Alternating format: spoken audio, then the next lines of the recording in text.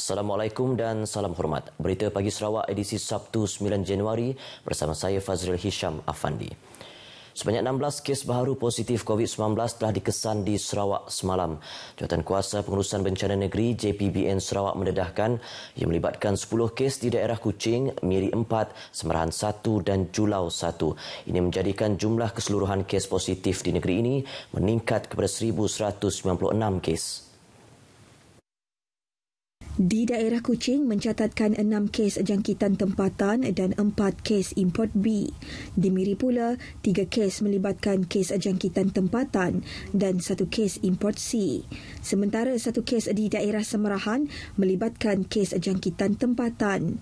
1 kes di daerah Julau pula ialah kes import B. Dalam pada itu, 4 kluster di negeri ini dilaporkan masih aktif. Dilaporkan 5 kes baharu yang telah pulih dan dibenarkan discharge dari hospital pada semalam. Manakala jumlah kes yang masih mendapat rawatan dan diasingkan di hospital adalah seramai 87 orang. 58 pesakit dalam siasatan PUI yang baru telah dilaporkan dan 13 PUI masih menunggu keputusan ujian makmal.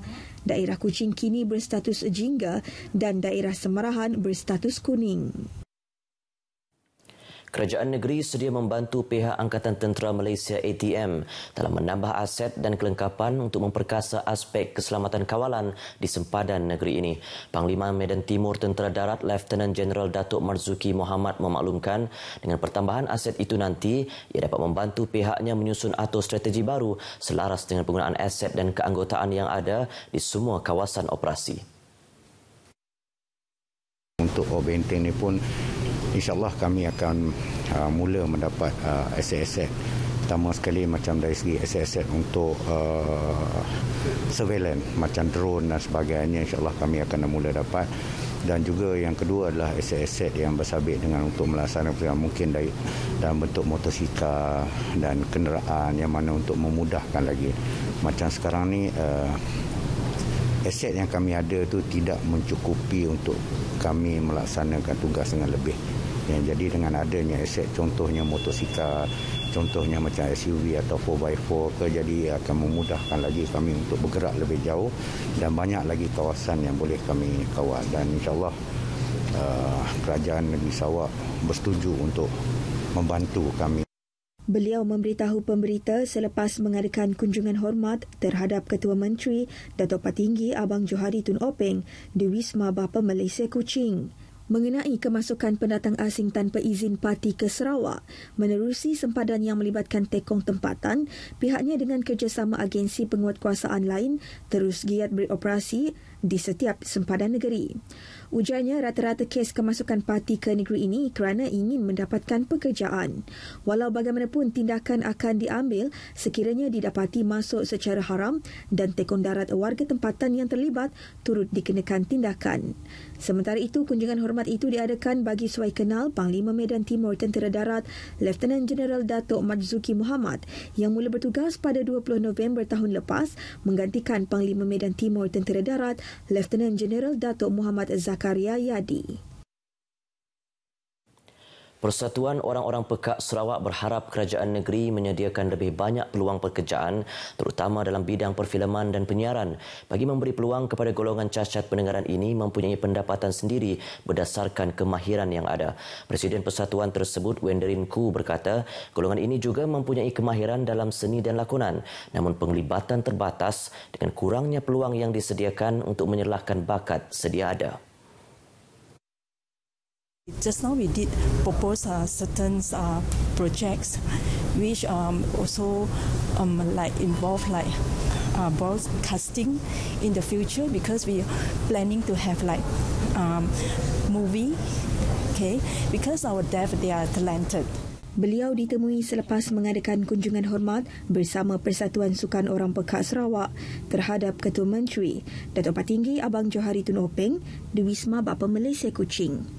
Hadir sama dalam kunjungan itu, Menteri Kebajikan, Kesejahteraan Komuniti, Keluarga dan Pembangunan Kanak-kanak, Datuk Seri Fatimah Abdullah memberitahu kementeriannya akan berusaha membantu golongan cacat pendengaran ini untuk mendapatkan pekerjaan. Mereka mengikuti program tersebut di ICATS. Ini adalah, saya rasa ini adalah cadangan yang baik sebab melalui latihan yang disediakan di ICATS, iaitu latihan kemahiran dalam broadcasting, mereka akan dapat pensijilan, ya, sama ada di peringkat sijil ataupun peringkat yang lebih tinggi. Selain itu, Datuk Seri Fatimah memaklumkan kadar bayaran kepada jurubahasa isyarat akan diperhalusi semula agar mereka mendapat bayaran berdasarkan tahap profesional masing-masing. Sekolah Kebangsaan SK Pulau Seduku di Lingga Seri Aman bakal mendapat asrama serta 8 unit rumah guru yang baharu. Ahli Dewan Undangan Negeri Adun Lingga Simoy Peri menerusi laman Facebooknya memberitahu projek tersebut telah bermula September tahun lepas dan dijangka siap Disember tahun ini. Menurut Simoy, projek tersebut melibatkan kos sebanyak 11.8 juta ringgit dan dana tersebut merupakan peruntukan daripada Kerajaan Persekutuan yang dipohon oleh Kerajaan Negeri. Beliau berharap dengan adanya kemudahan yang lebih baik, ia akan memberi keselesaan kepada murid serta guru di sekolah berkenaan. Jentera parti di peringkat akar umbi dilihat memainkan peranan penting dalam kempen pilihan raya negeri Sarawak yang ke-12 kelak. Keadaan ini perlu khususnya dalam memenangi hati pengundi luar bandar dan warga emas serta pengundi yang tidak dapat akses kepada media sosial.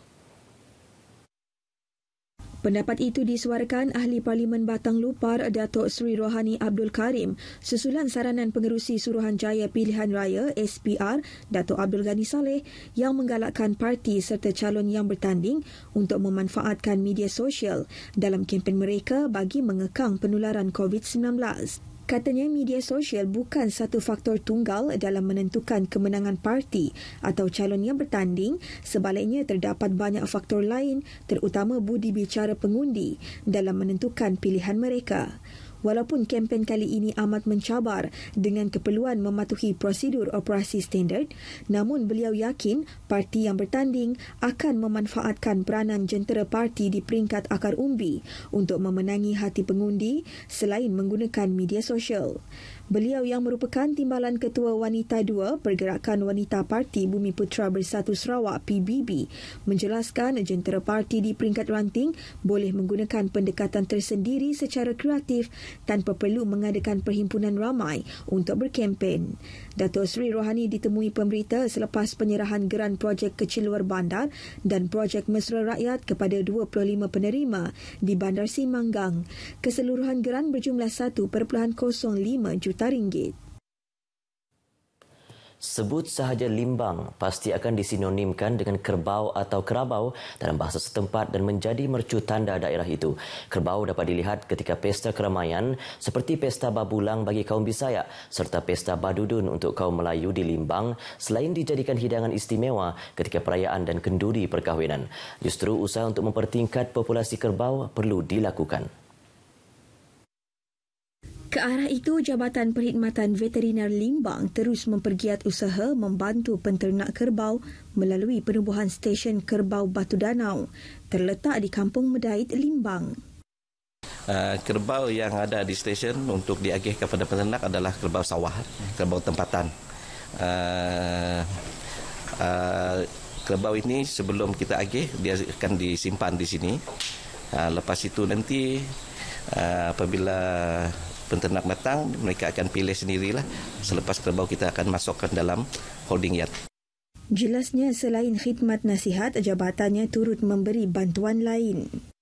Bantuan yang jabatan bantu kepada peternak sekarang adalah LCU, BP, bantuan membaik pulih pagar atau halaman kerbau.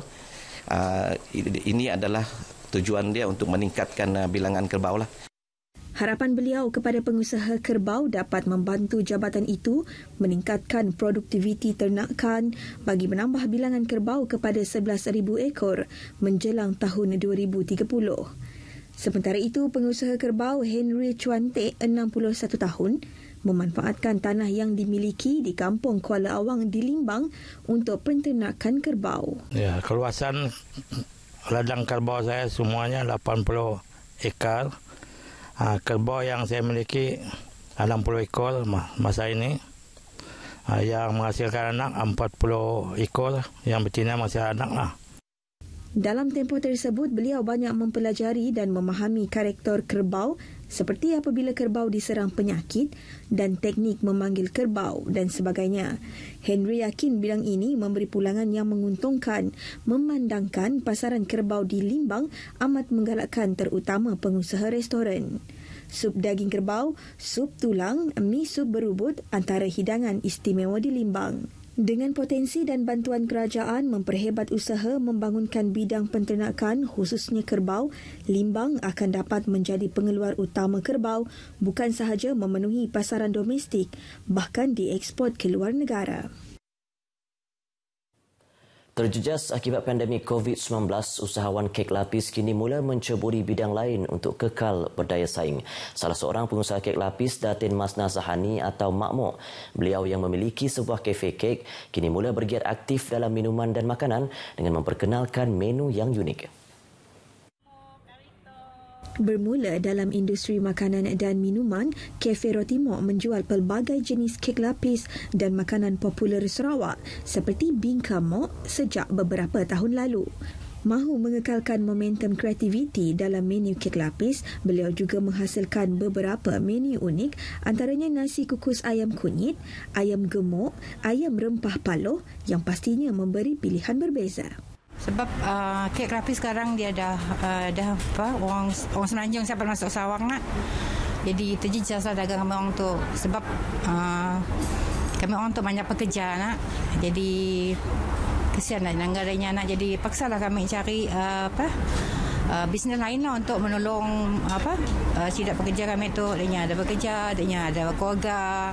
Beliau yang telah berkecimpung lebih 10 tahun dalam industri kek lapis ditemui pemberita RTM di kafe miliknya di Metro City Matang Kuching. Pada masa sama, beliau turut bergiat menghasilkan produk-produk kering atas jenama sendiri berbanding dulu yang hanya fokus kepada perusahaan kek lapis antaranya serbuk susu kambing dan tongkat ali. Paparan itu tadi mengakhiri Berita Pagi Sarawak edisi 9 Januari. Sentiasa amalkan penjarakan fizikal di kawasan umum dan elak tempat sempit dan sesak. Bersama kita hentikan penularan COVID-19. Selamat berhujung minggu. Assalamualaikum.